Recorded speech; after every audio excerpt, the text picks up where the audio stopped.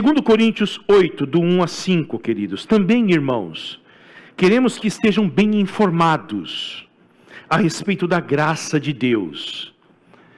Olha que coisa linda. Também, irmãos, queremos que estejam informados a respeito da graça de Deus, que foi concedida às igrejas da Macedônia.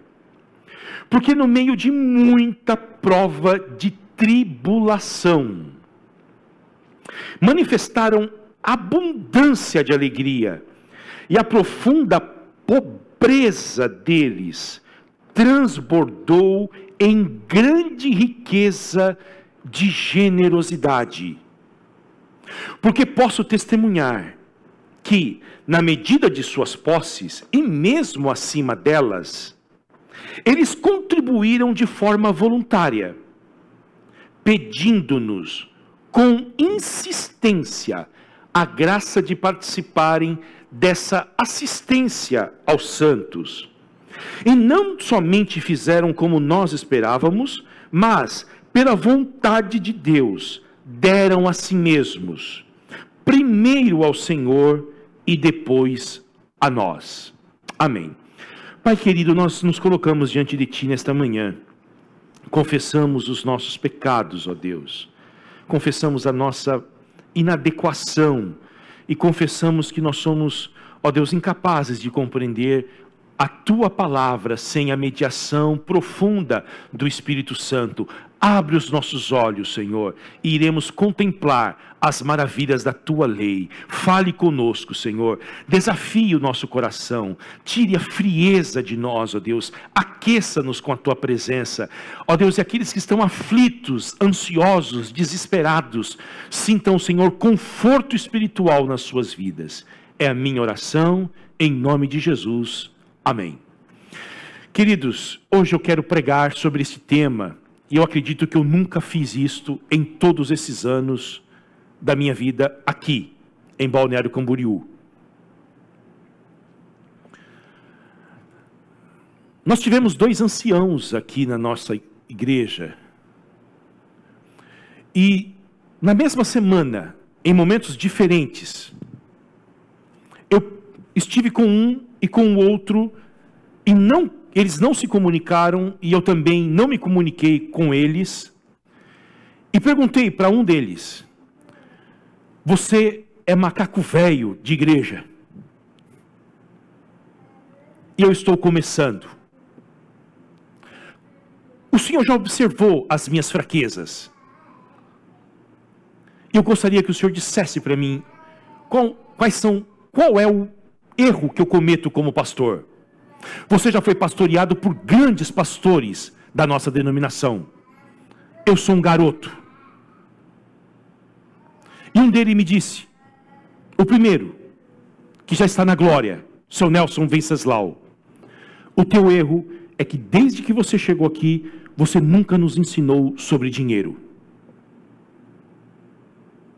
Dias depois, eu estava com outro ancião da nossa igreja, e ele estava prestes a fazer uma cirurgia cardíaca, e ele se abriu comigo, contou muito da sua vida para mim, dizendo: eu posso não voltar de lá.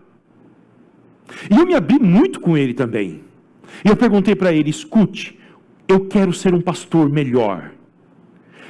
Qual é o erro que o senhor percebe na minha vida, e quero que o senhor me ajude a ser um pastor melhor? Ele disse: você não nos ensina sobre dízimos e ofertas, e você está privando essa igreja de aprender sobre isto. E sobretudo, surge uma nova igreja, uma nova geração, que não aprendeu a contribuir, e os reflexos disto, eu já observo na vida deles. Eu disse: como? Vocês ganham muito mais do que a geração passada, a minha geração. E vocês não têm uma casa própria ainda. A vida de vocês é ansiosa e atribulada. Vocês não aprenderam ainda a se render a Deus. Queridos, pronto.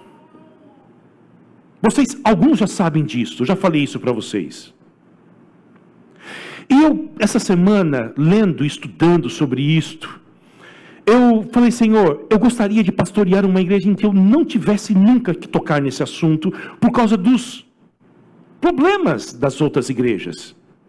E eu, orando aqui na igreja essa semana, falei, Senhor, se isso for orgulho espiritual meu, eu quero que o Senhor me perdoe. Mas nós precisamos falar sobre isso. Mas nós queremos não trazer culpa ao coração de vocês. Nenhuma culpa. O Evangelho suprime a culpa. Mas nós queremos falar do que Deus espera de nós. Porque há 2.300 versículos na Bíblia sobre dinheiro. Há muito mais versículos na Bíblia sobre dinheiro do que sobre fé, do que sobre oração. Então se faz necessário mencionar isto para nós e aprendermos sobre isto. O outro argumento que eu tenho é de que dinheiro não é neutro nas Escrituras. Dinheiro é uma potestade. Dinheiro é um Deus. E nós precisamos conhecer a força deste Deus e rejeitá-lo, porque nós não podemos servir a dois deuses. Nós não podemos servir ao Senhor, Deus, Pai do nosso Senhor Jesus Cristo, e ao Espírito Santo, e servir ao dinheiro. O contexto dessa passagem que eu acabei de ler para os irmãos mostra a realidade da fome durante bom tempo da igreja de Jerusalém. A igreja de Jerusalém experimentou a realidade da pobreza extrema. Logo nos primeiros capítulos de Atos, nós vemos isto de maneira muito clara. Eu quero que você abra comigo Atos dos Apóstolos, capítulo 6, versículo de número 1. Se você está sem a Bíblia, a nossa querida Bia vai projetar. Atos dos Apóstolos 6 e 1. Naqueles dias, aumentando o número dos discípulos, houve murmuração dos helenistas, isto é, dos estrangeiros que estavam morando em Jerusalém. Se eu tivesse tempo eu ia explicar isso para vocês. Por que eles foram morar em Jerusalém? Eles se converteram ao Evangelho. Começaram a fazer parte da igreja. Contra os hebreus, porque as viúvas deles estavam sendo esquecidas na distribuição diária. Agora mantenham a Bíblia de vocês aberta em Atos dos Apóstolos, capítulo de número 11. Anos depois, olha o que acontece. Atos dos Apóstolos 11 e 27.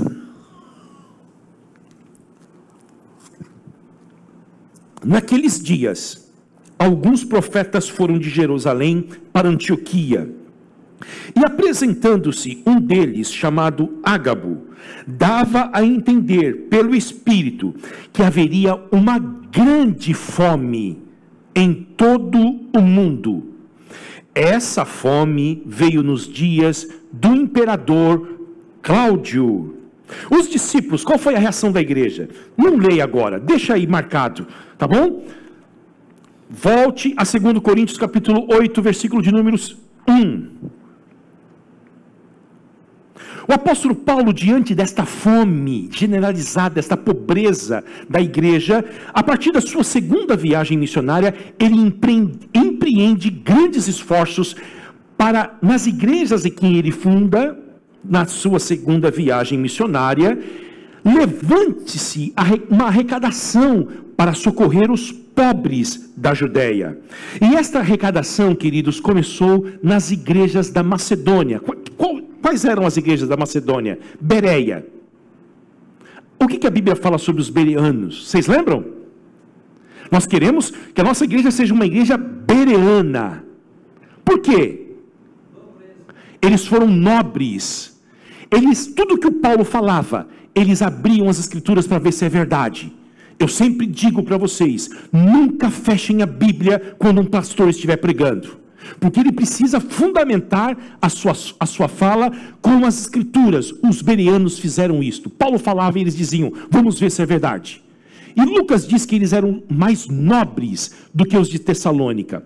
A segunda igreja da Macedônia, Tessalônica, um grande centro no mundo antigo.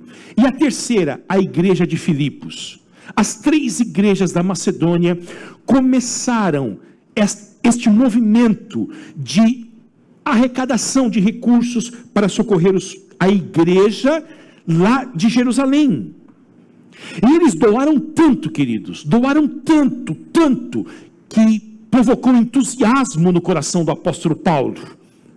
E aqui Paulo está escrevendo para a igreja de Corinto, porque a igreja de Corinto ficava na mesma rota dos macedônios, mas já é na outra região da Grécia, é na Caia, não é mais na Macedônia. E a igreja de Corinto também iniciou uma arrecadação. Entretanto, por motivos que nós não sabemos, ela parou. É como se nós começássemos a fazer algo aqui e inesperadamente parássemos. Você já viu isso alguma vez? Você já começou algo e não continuou? Você já começou a fazer grandes coisas para Deus e por um motivo ou por outro você desistiu? Foi isso que aconteceu com a igreja de Corinto. Não houve perseverança. Supõe-se que foi por causa dos conflitos que essa igreja teve com o apóstolo Paulo. E Paulo vai escrever a segunda carta aos Coríntios para tentar resolver os conflitos pessoais que ele tinha com esta igreja. Um exemplo, a igreja dizia que Paulo não era um apóstolo verdadeiro. Por quê? Porque o Paulo se eximia de receber financeiramente da igreja. Hoje nós falamos que muitos pastores não são pastores de verdade, porque eles ganham uma fortuna. E eu tenho as minhas dúvidas também. Em contrapartida, não que o pastor precisa ser miserável. Isso é a conversa para outro dia. Mas a igreja de Corinto dizia, você não é apóstolo verdadeiro, porque você não recebe dinheiro da gente. Paulo fez uma opção preferencial de não receber dinheiro da igreja, para não criar obstáculos entre a evangelização, o fundamento da igreja e a sua pessoa. Mas essa não é uma regra do Novo Testamento. E eles diziam outra coisa acerca do apóstolo Paulo: você não pode ser um apóstolo de verdade, porque a sua vida é marcada por muito sofrimento. Então, em Corinto havia os super apóstolos, que tinham uma vida muito nobre, muito boa, não tinha as marcas do sofrimento de Cristo. E a igreja dizia, estes são apóstolos de verdade, porque eles caminham com Jesus Cristo, e você não é. Então, segundo Coríntios, é o livro mais autobiográfico que nós temos do apóstolo Paulo. É onde ele abre o coração para a igreja, falando quem ele é, falando o que ele sofre, por que ele sofre. É em 2 Coríntios que nós sabemos a história do espinho da carne. É em 2 Coríntios que ele fala, se eles são super apóstolos, eu também sou, Paulo diz. Eu fiz mais do que eles. Eu não, mas a graça de Deus sobre mim. E aí ele vai dizer, se eu quiser me engrandecer por causa disso, eu conheço um homem. E quem foi esse homem? Ele. Que no corpo ou fora dele, eu não sei, teve uma experiência, porque a igreja de Corinto dizia, para ser apóstolo de verdade, tem que ter grandes experiências com Deus. E Paulo fala o seguinte, vocês querem comparar a experiência? Eu tive uma que eu duvido que outro homem teve. Eu fui arrebatado até o 3º céu. E lá eu vi coisas inefáveis que não se pode contar a um homem. E para que eu não me ensoberbecesse, ficasse no meu lugar, foi-me colocado um espinho na minha carne. Um mensageiro de Satanás. Porque quando eu sou, o mensageiro vinha e pá! No teu lugar, Paulo.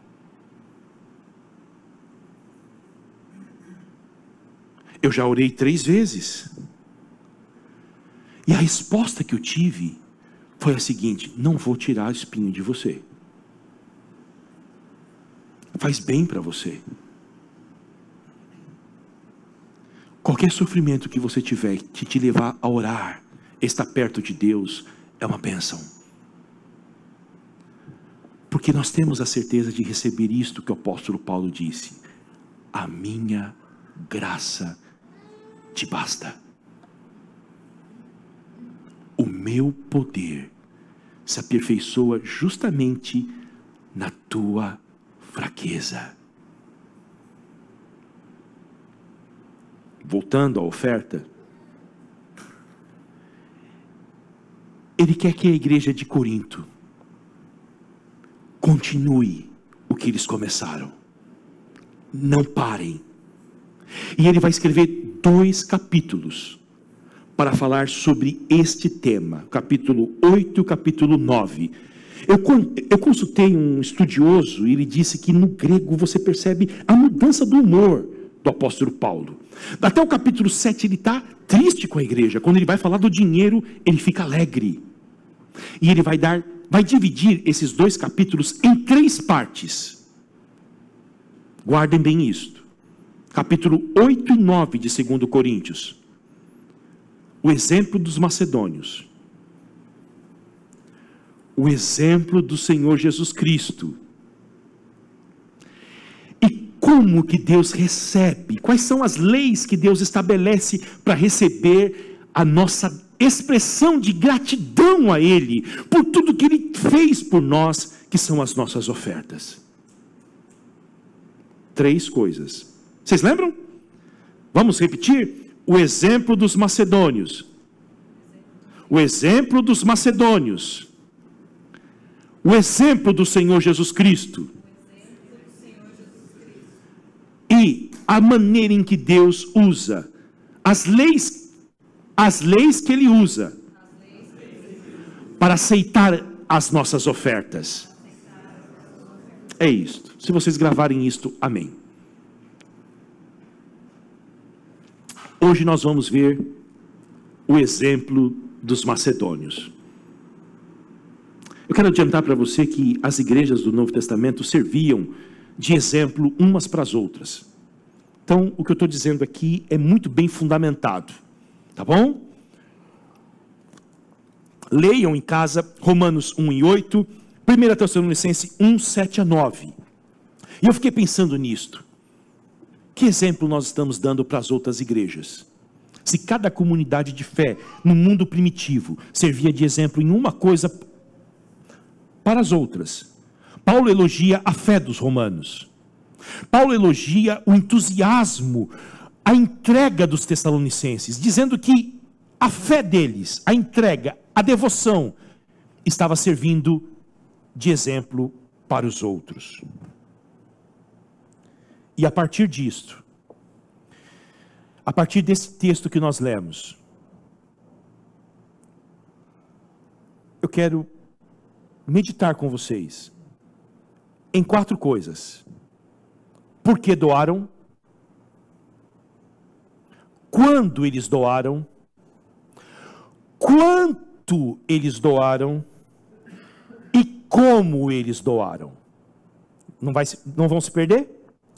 Por que eles doaram? Quando? Qual foi o contexto da doação? Quanto eles doaram? E como eles doaram? Amém? Amém? Versículo de número 1. Por que eles doaram, queridos? Eles doaram motivados pela graça de Deus. Olha o que diz o texto. Também, irmãos, queremos que estejam informados a respeito da graça de Deus que foi concedida às igrejas da Macedônia. Versículo de número 5. E não somente fizeram como nós esperávamos, mas pela vontade de Deus, deram a si mesmos, primeiro ao Senhor, depois a nós. A motivação deles foi a graça de Deus. No Novo Testamento não há, queridos, nenhum tipo de técnicas de arrecadação de recursos. Não há isto. Tudo que nós fazemos para Deus são os efeitos e as consequências do amor, da misericórdia, da bondade de Deus sobre nós, sobre eles. A graça de Deus foi manifestada, concedida, dada às igrejas da Macedônia lá no passado, e esta graça estava operando neles no presente. A graça é a energia redentora de Deus que nos permite viver a vida cristã. quando nós somos compelidos por esta grande história de um Deus extremamente generoso, nós ficamos constrangidos. O apóstolo Paulo diz isto: o amor de Cristo nos constrange. Porque, queridos, o texto diz que eles se entregaram a si mesmos a Deus. Eles imitaram o que Deus já fez. E Deus nunca vai pedir algo de nós que Ele mesmo nunca tenha feito. Deus entregou o seu próprio Filho a nós, porque Deus amou o mundo de tal maneira que deu o seu Filho unigênito, para que todo aquele que nele crê não pereça, mas tenha a vida eterna. E a vida de Jesus foi uma vida de entrega total, muita entrega.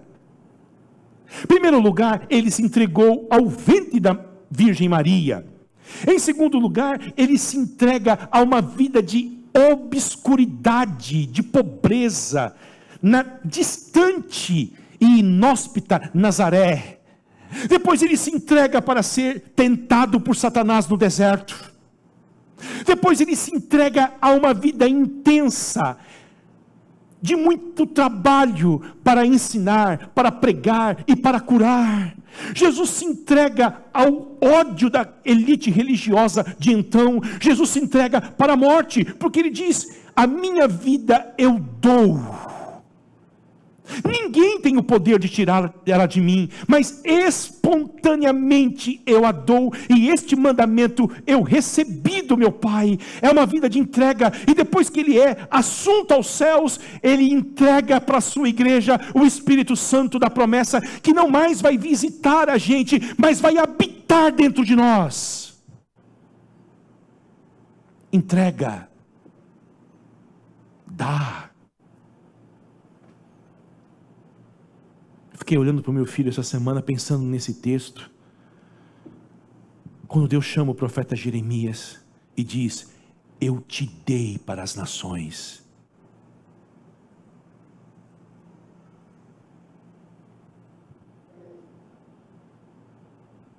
Ah, mas a minha vida, Senhor, eu tenho livre-arbítrio de escolher se eu quero ou não. Antes de você nascer, eu te consagrei. Eu te conheci e eu te dei.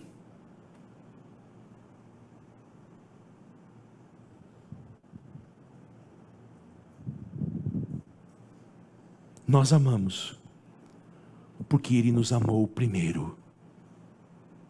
Nós damos porque Ele se deu primeiro.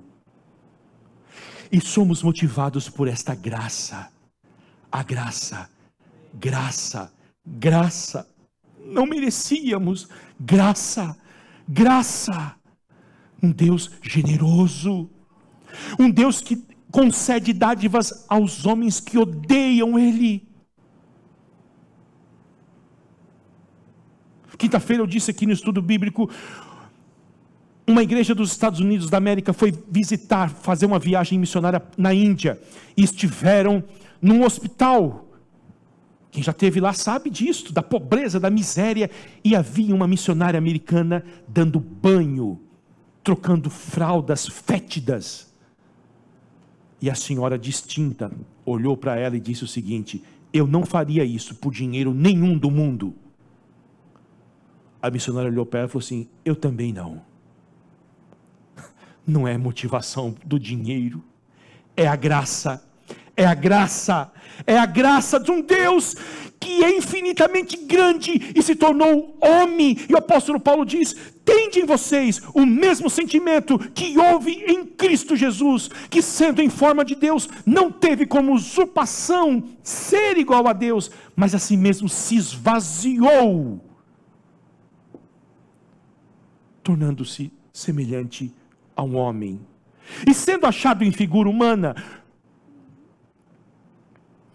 foi obediente, como um servo, até a morte, e morte de cruz, pelo que Deus o exaltou soberanamente, e lhe deu um nome, que está acima de todos os nomes, para que diante do nome de Jesus, se dobre todo joelho, dos que estão nos céus, na terra, e debaixo da terra, e digam: Jesus Cristo é o meu Senhor. O mesmo sentimento, a graça de Jesus.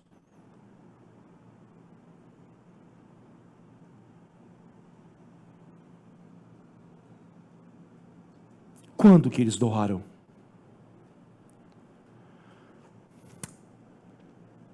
Olha o que o texto diz no versículo 2. Porque no meio de muita prova de tribulação,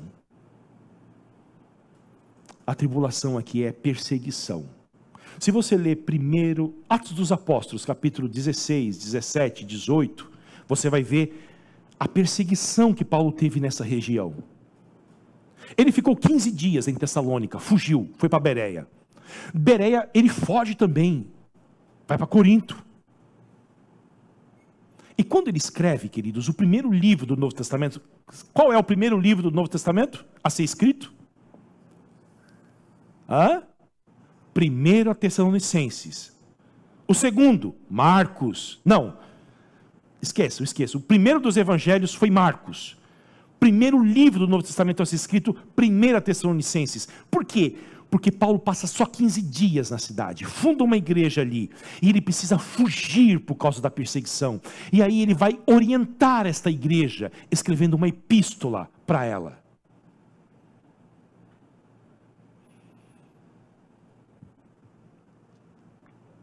Não se tem notícias de que a igreja de Corinto tenha experimentado algum tipo de aflição na sua história, algum tipo de perseguição.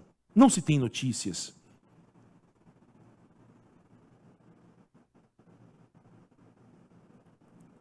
Todos nós esperamos os melhores momentos para doar.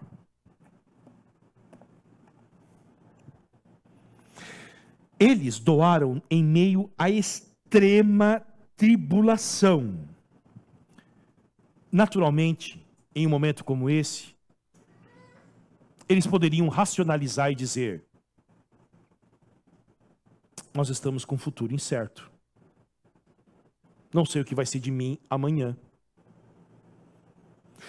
Nós precisamos, na nossa igreja, fazer um fundo pessoal aqui, para guardar as nossas reservas. A gente não sabe o que vai acontecer. Nós precisamos pagar as nossas despesas mensais. Precisamos alimentar a nossa própria família. Porque, em primeiro lugar, a minha família. Eu preciso cuidar da minha família. E essas pessoas estão distantes de nós a 1000 quilômetros, nós não conhecemos. Deus, na sua providência, vai cuidar deles.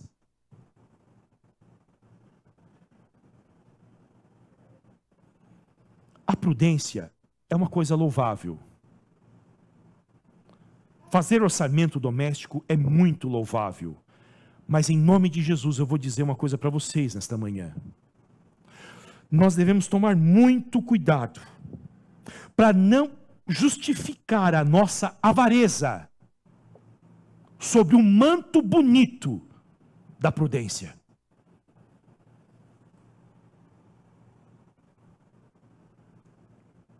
A providência de Deus trouxe para eles tribulação. E eles poderiam se retrair, porque diante de um cenário como esse, nós olhamos para dentro de nós, mas eles olharam para fora. E a tribulação foi uma plataforma para alcançar pessoas que estavam a 1000 quilômetros de distância deles. É como se por detrás desta nuvem escura da providência, Deus estava dizendo para eles: eu quero ver vocês agora. Eu quero ver se vocês são fiéis no pouco. Eu não posso colocar vocês sobre o muito se vocês não são fiéis no pouco. Eu quero ver se vocês confiam em mim e confiam nos próprios recursos. Eu quero ver se vocês são capazes de me obedecer em todos os momentos, ou só farão quando os pastos estiverem verdejantes.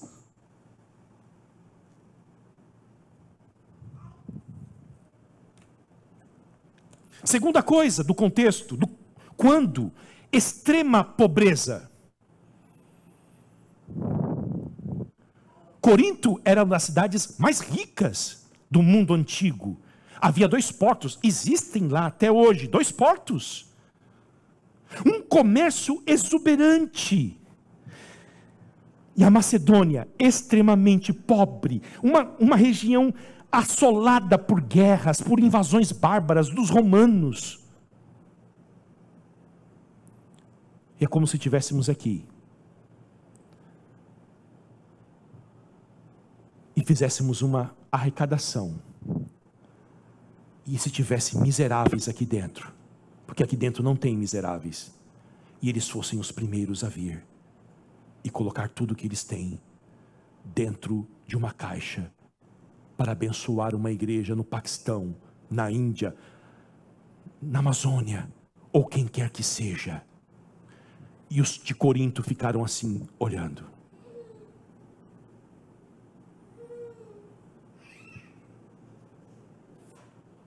Queridos, nem os pobres são privados de contribuir.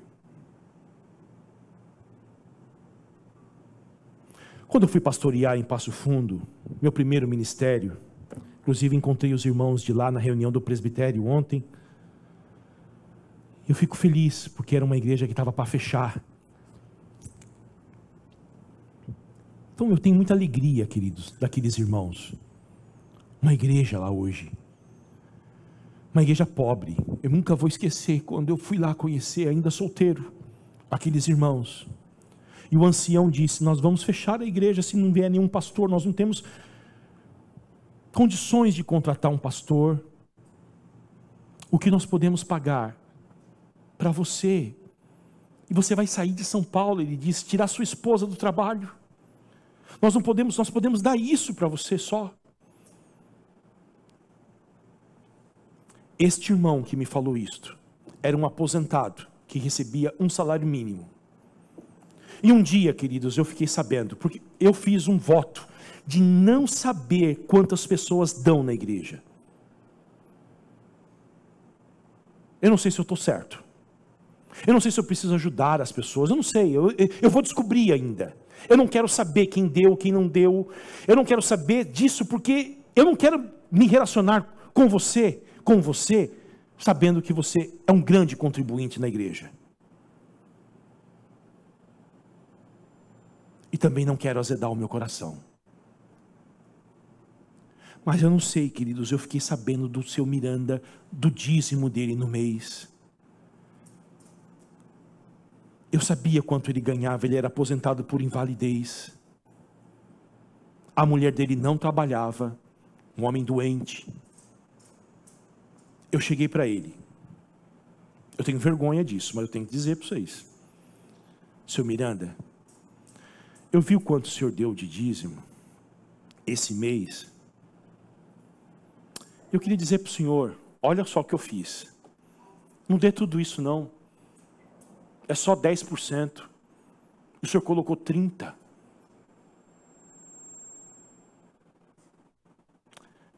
Ele tirou o chapéu assim. Eu lembro, queridos, disso.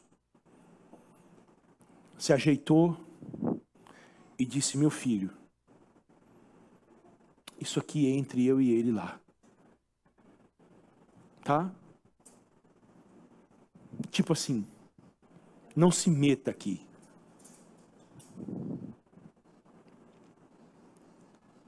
Aí eu, me perdoa, um homem muito educado. Ele disse: ele pediu isso para mim. E eu estou fazendo o que ele me pediu.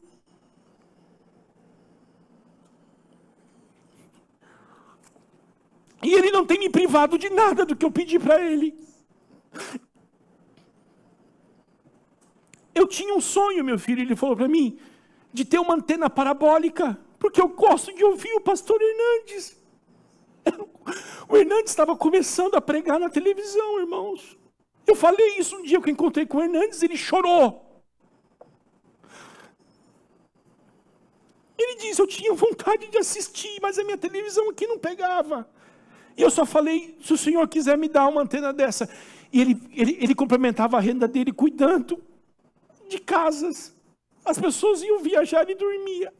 Ele disse que quando o dono da casa chegou, tinha uma enorme de uma antena na caixa. E o homem disse, Miranda, pagou. Ele disse, eu não sei porquê, leva essa antena para você. É tua. E eu vou mandar alguém instalar lá para você, Miranda.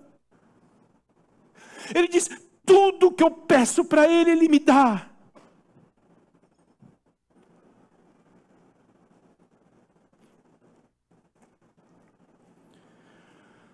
No Evangelho de Marcos e no Evangelho de Lucas, Jesus conta a história de uma viúva pobre.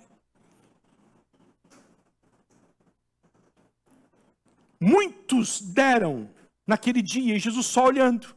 Havia 13 gasofiláceos no templo, com uma boca enorme, e os ricos chegaram lá e deram muito, muito, muito. E Jesus chama os seus discípulos e diz, não me impressionam com nem um pouco dos ricos.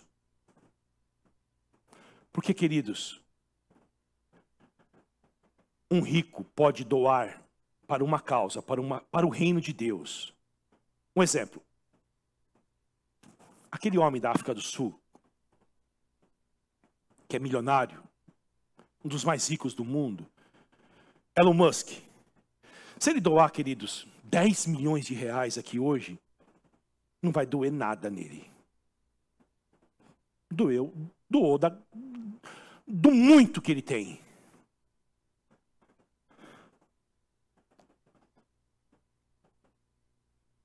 A oferta dele não vai chegar como um sacrifício agradável a Deus, que Paulo fala em Filipenses. Agradecendo a igreja de Filipos por ofertar. Não vai chegar como uma oferta agradável. Ele deu uma viúva pobre. Chama a atenção de Jesus. Lucas usa uma palavra para pobre, Marcos usa outra. A palavra que Lucas usa é o pobre que precisa trabalhar duramente para conseguir a comida no final do dia. Significa isto. Essa mulher provavelmente trabalhou, ganhou as suas 2 moedas e foi ao templo e depositou. Marcos usa outra palavra no grego para pobreza. E a palavra que o Marcos usa, Jesus descobriu que ela era pobre porque era a palavra que eles usavam para mendigos. A roupa dela denunciava que ela era muito pobre. Nós ficaríamos honrados e iríamos louvar se no final do dia, depois desta viúva ter trabalhado, há uma outra questão aqui. Israel falhou como nação, porque Israel deveria acolher essa viúva, cuidar desta viúva. Ela está trabalhando debaixo do sol. Ela recebe o seu dinheiro. Ela precisa comprar o que comer. Se ela desse uma moeda, nós iríamos dizer, amém, irmã, que Deus te abençoe, nós oraremos por você. Ela dá as 2. E ela não sabe o que ela vai comer no final da noite. Ela não tem condições de comprar as suas roupas. Mas eu tenho certeza, queridos, de que Deus não desamparou esta mulher. Que o Jesus que olhou para ela, cuidou dela. Porque o apóstolo Paulo diz em Filipenses 4:19, e o meu Deus, segundo as suas riquezas em glória, suprirá cada uma das suas necessidades em Cristo Jesus.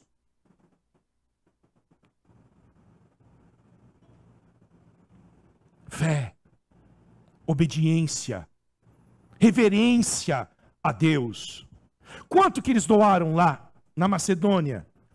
Paulo diz que eles doaram, versículo de número 3. Posso testemunhar que, na medida de suas posses, e mesmo acima delas, primeira coisa, doaram na medida das suas posses. É de acordo com o que você ganha. É de acordo com o que você tem. Havia um ditado na igreja antiga que dizia o seguinte, eu lembro muito bem disso: não dê,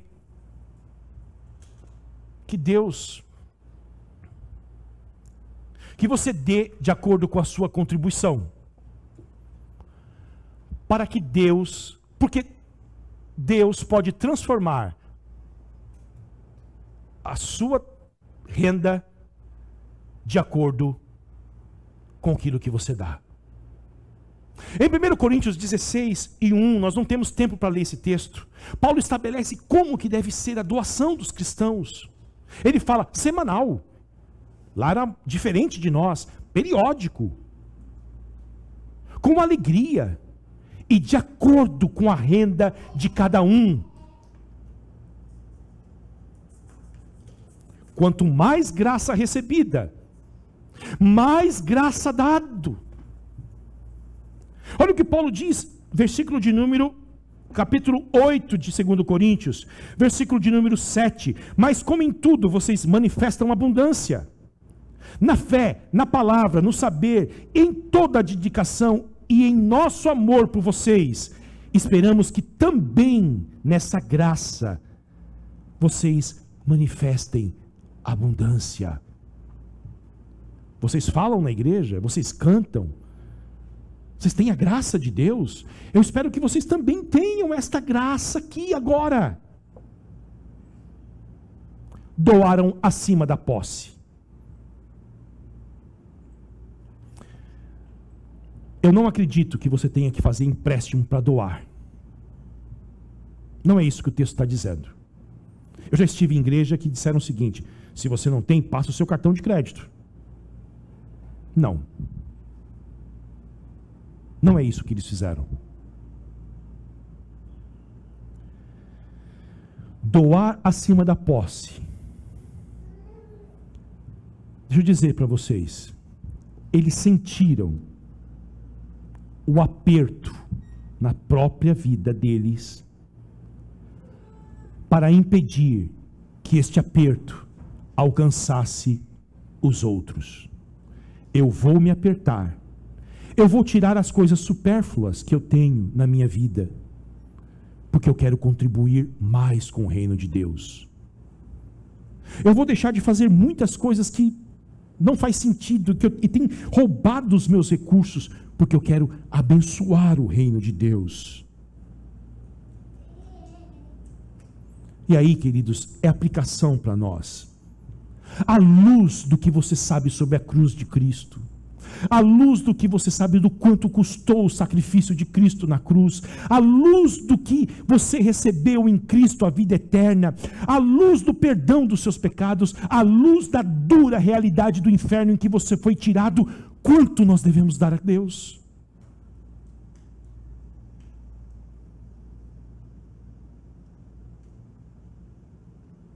À luz do que Deus está fazendo na sua vida hoje, à luz do que Deus está fazendo na sua família hoje, aquilo que Deus impediu de acontecer na sua vida hoje, ontem. Por último, como eles doaram? Que sentimento? Alegria. Deus ama o que dá com alegria. Amém? Olha o versículo de número 2. Porque no meio de muita tribulação manifestaram abundância de alegria. Nós podemos receber na igreja ou em qualquer lugar uma doação de 100 milhões de dólares, mas a pessoa dá porque foi constrangido. Deus olha e diz: olha o que o apóstolo Paulo diz, versículo de número 8.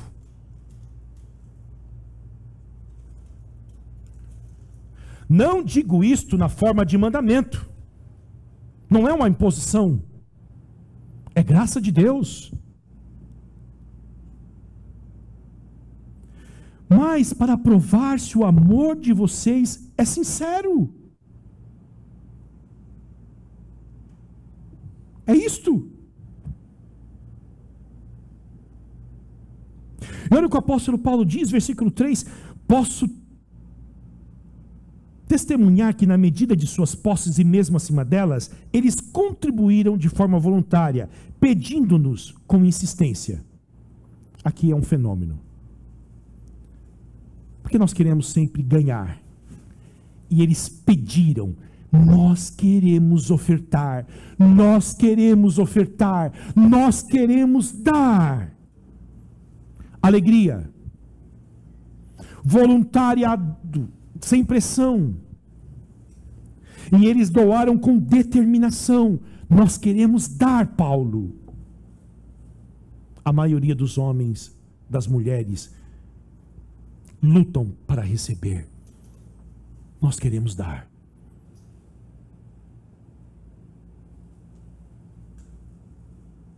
Eu vou encerrar uma frase. John Wesley, ele diz o seguinte: você tem a graça? Tens os dons? Me mostre os frutos. Tens a graça que te trouxe até aqui? Recebeu os dons de Deus? Mostra-me os frutos. O pastor Hernandes Dias Lopes conta uma história que eu quero compartilhar com vocês rapidamente.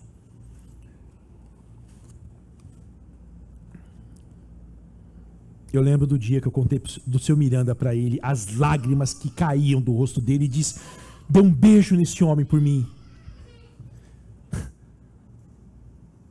E eu beijava o seu Miranda. O seu Miranda, 20 dias antes de morrer, ele me chamou, eu fui pregar lá em Passo Fundo e disse: eu estou morrendo, Jesus falou comigo que eu não vou durar muitos dias, você pode vir aqui pregar sobre este versículo aqui, no meu enterro? Lembra, Renato? 20 dias depois ele morreu. Quando eu penso no céu, eu penso nele. Pastor Hernandes conta que havia uma igreja no sertão da Paraíba.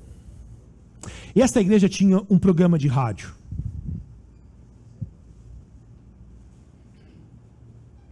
E esse programa de rádio atingia mais de 40 mil pessoas com a mensagem do evangelho lá no sertão. E faltou. A providência de Deus trouxe um período de provação, de seca.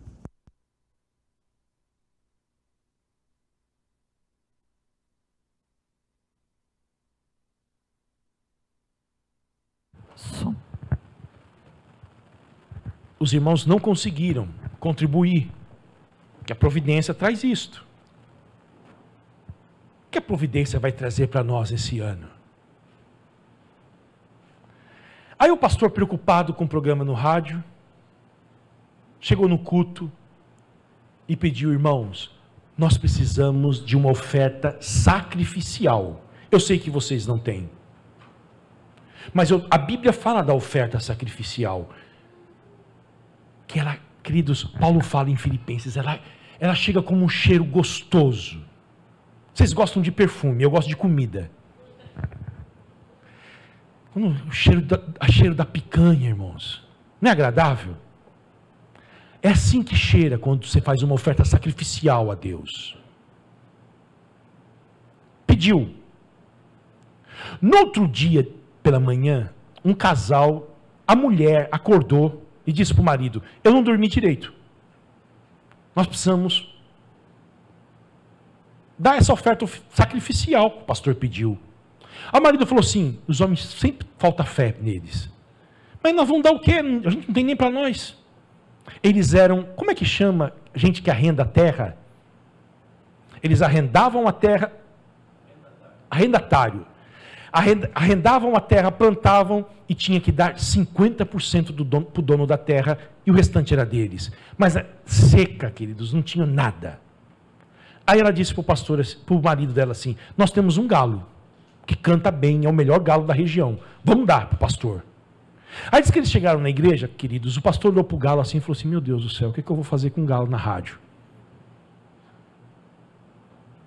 Ó, pastor, nós trouxemos aqui o galo, É uma oferta sacrificial, nós temos só esse galo é bom. O pastor olhou e falou assim, meu Deus. Aí diz que uns irmãos na igreja tiveram uma ideia de fazer uma rifa do galo. Fizeram uma rifa, foram no rádio. Esta história, queridos, chegou na 8ª igreja presbiteriana de Belo Horizonte, pastoreada pelo homem mais generoso que eu já vi na minha vida, Jeremias Pereira.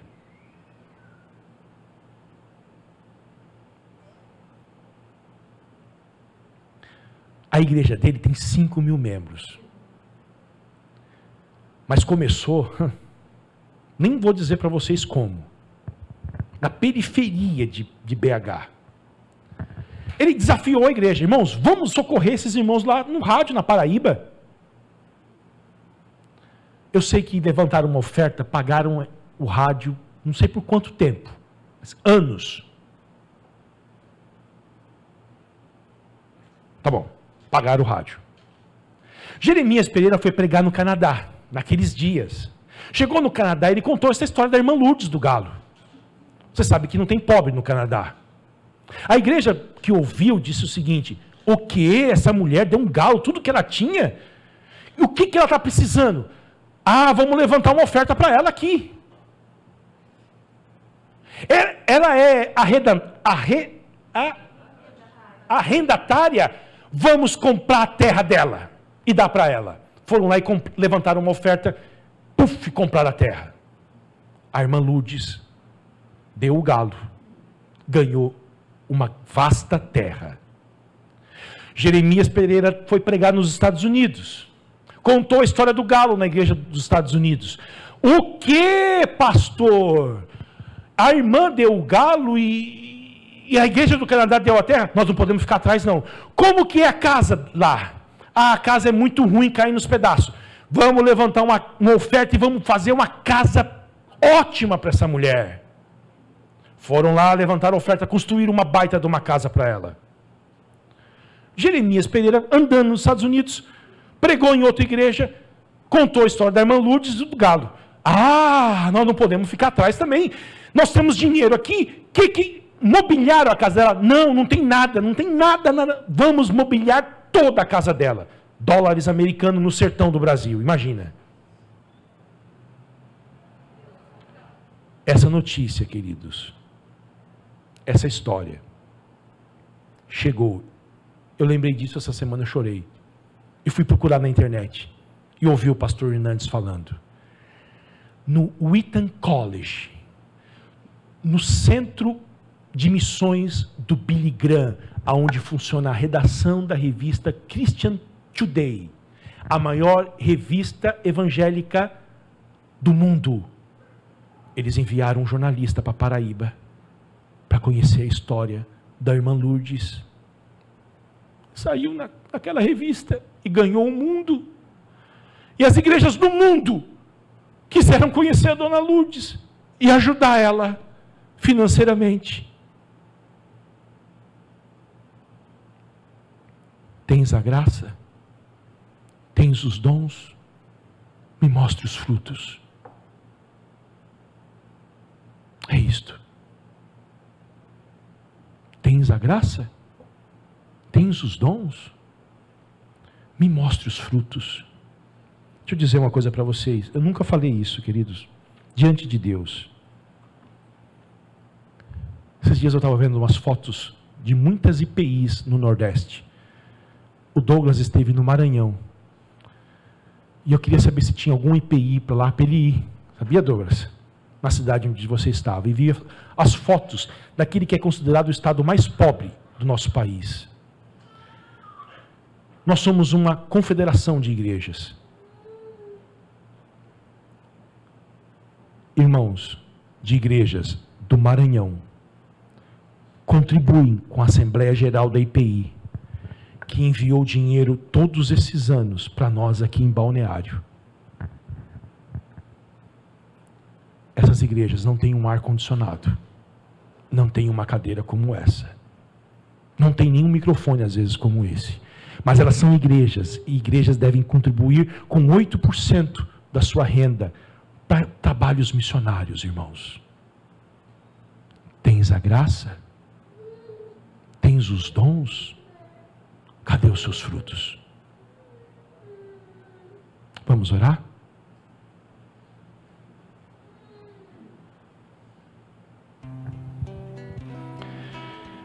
Ah, Senhor, nos ajude, tenha misericórdia de nós. Nós precisamos de Ti. Os ídolos do nosso coração. Senhor, a nossa vida é tão ensimesmada. Tu deste tanto para nós. Jesus, faça algo em nós. Nós te pedimos.